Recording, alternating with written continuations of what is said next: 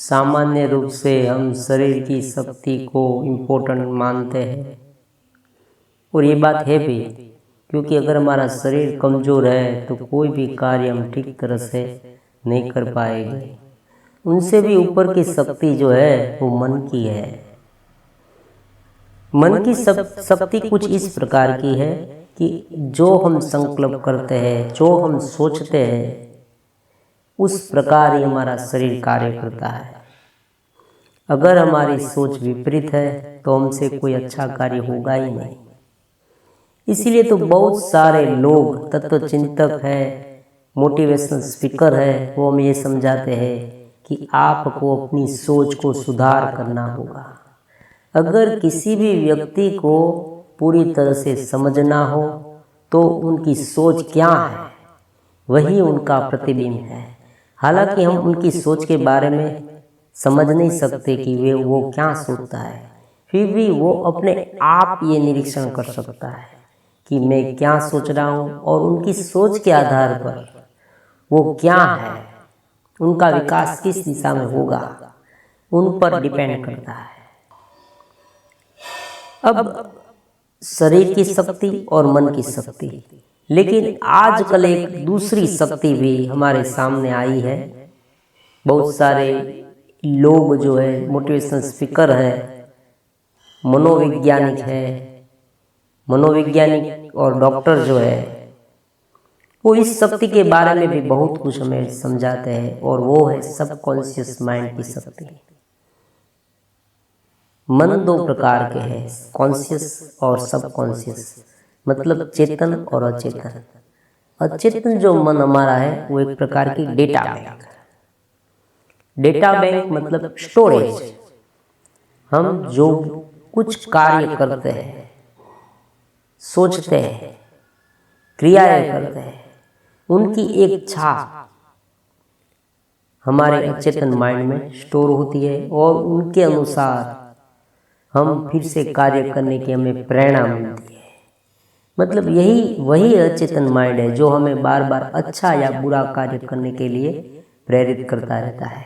इनके आधार पर आज के जो मोटिवेशनल स्पीकर कुछ है, कुछ साइंटिस्ट है, वो ये समझाते हैं कि अगर आपको अपने सपने, मतलब आपको अपना कार्य कराना है, तो आपके अचेतन माइंड को आपको प्रोग्रामिंग करना होगा। मतलब एक ऐसी धारणा करनी होगी बार बार कि मुझे ये करना है, ये करना है, ये करना है, और यह अचेतन माइंड आपका ये सब कार्य कर देगा। यहाँ तक आज का विज्ञान पहुँचा है। लेकिन हमारे जो वैदिक काल में ऋषि मुनियों ने एक सुप्रीम माइंड की शोध कर दी है। उनका नाम सॉल है, आत्मन।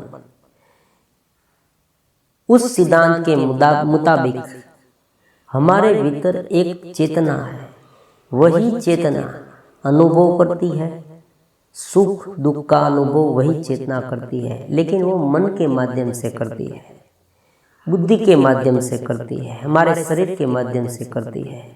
अगर कोई व्यक्ति उस चेतना से एकाकार हो जाए, मतलब आज हम मन से घिरे हुए हैं, हमें क्या करना होगा कि उस चेतना के साथ कनेक्शन बढ़ाना होगा। अगर हम उस चेतना के साथ कनेक्शन बढ़ाएंगे तो जो परमात्मा की शक्ति जो है, ईथर की शक्ति जिसे हम कह सकते हैं, ब्रह्मन की शक्ति, उपनिषदों में ब्रह्म के सर्वखिलविदम ब्रह्म, ये ब्रह्म जो है, चेतना है, कॉन्शियसनेस है, वो परिपूर्ण है और सभी जगह पर है। जिस तरह से समुद्र में पानी है, समुद्र में कोई मछली रहती है तो उसे उनके आसपास सभी जगह पर पानी ही दिखाई देगा। हमें जिस तरह से सभी जगह पर हवा, अवकाश दिखाई देता है, तो ये आत्मन जो है परमात्मा का अंश है, और वही परमात्मा ये आकाश से भी सूक्ष्म है। लेकिन प्रत्यक्ष रूप से, मतलब हम आपको कहें या आप कोई बुक्स पढ़ें और आपको ये सब समझ में आए, अनुभव में आने लगे, ऐसा यहाँ नहीं हो सकता। क्यों नहीं हो सकता? उनका भी मैं आपको एक बहुत ही सुंदर सा एग्जाम्पल देता हूँ कि अगर कोई व्यक्ति एक कमरे में बंद है तो जब तक वो कमरे से बाहर नहीं निकलेगा तब तक बाहर की जो हवा है, प्रकाश है, उनका वातावरण है, वो महसूस नहीं कर पाएगा क्योंकि वो कमरे के भीतर है। उसी तरह से हम पूरी तरह से हमारे मन में जो कुछ सोच उत्पन्न होती है, अच्छी या बुरी, उनसे घिरे हुए हैं। चिंता है, द्वेष है, वासनाएं है, काम है, आशा है, किसी के प्रति ईर्ष्या है, किसी के प्रति अत्यंत राग है। इस सभी प्रकार की उलझने जो मन में है, हम 2 मिनट के लिए अगर हमारे मन का निरीक्षण करें तो हमें पता चलेगा कि हमारा मन इधर उधर कितना दौड़ता है। इतना ही नहीं, पूरे दिन के बारे में अगर सोचे तो कितनी सारी सोच हमारे मन में उत्पन्न होती रहती है, तो हमारा मन शांत ही नहीं होता। अगर एक बार शांत हो तो वो चेतना से मिल पाएगा।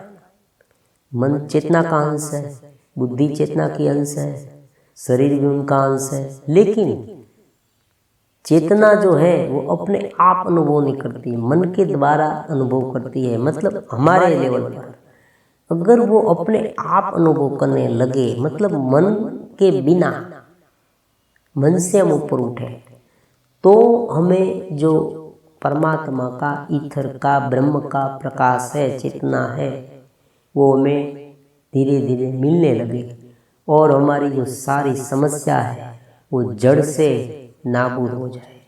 ये जो चिंता है, बहुत सारे लोग ऐसे कंप्लेन करते हैं कि सर जी मुझे बहुत चिंता होती है, मुझे नींद नहीं आती, मैं डिप्रेशन में हूँ, ब्रह्मचर्य का पालन में ठीक से नहीं कर सकता। तो इन सारी उपाधियों, सारी मुश्किलों का हल है चेतन स्थिति, आत्मन स्थिति। और वो आत्मन स्थिति किस तरह से प्राप्त हो सकती है? मन से ऊपर उठने से। और मन से ऊपर किस तरह से उठा जाए, यही तो हमें सीखना है।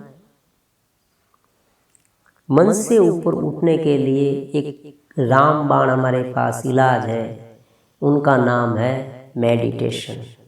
अगर मेडिटेशन ठीक से ना हो तो उनके प्राणायाम। बहुत सीधी सी बात मैं आपको समझाता हूँ। प्राणायाम और मेडिटेशन दोनों एक दूसरे के साथ जुड़े हुए हैं, क्योंकि योग शास्त्र में कहा गया है कि प्राण और मन ये दोनों एक ही गाड़ी के 2 पहिए हैं। एक चलता है तो दूसरा चलता है, एक स्थिर होता है तो दूसरा स्थिर होता है। मतलब अगर हम प्राण को धीरे धीरे वश में करेंगे तो मन भी वश में होता जाएगा, मन शांत होता जाएगा। और हम अगर मन को शांत करते जाएंगे तो धीरे धीरे हमारा प्राण सूक्ष्म हो जाएगा। प्राण का सूक्ष्म होना मतलब जो प्राण है ना, एकदम इतना आहिस्ता आहिस्ता भीतर जाएगा, बाहर आएगा कि हमें पता ही नहीं चलेगा।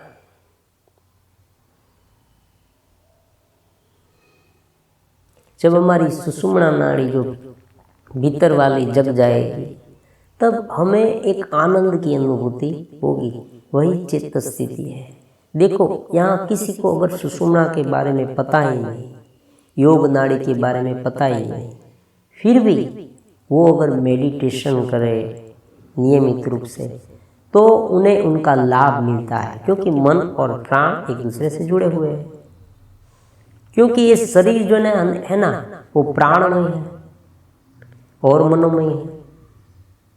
संकल्प शक्ति से चलता है, प्राण उनका ईंधन है, उन्हें चलाने वाला चालक बल है।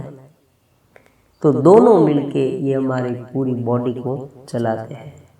तो हमें क्या करना चाहिए कि हमारी जो सुप्रीम पावर शक्ति है उनके साथ कनेक्ट होने का प्रयास करना चाहिए। अगर हम इसमें सफल हुए तो हमारी जो ये सारी प्रॉब्लम्स है वो तुरंत हल हो जाएगी। उनके लिए मेडिटेशन है और प्राणायाम।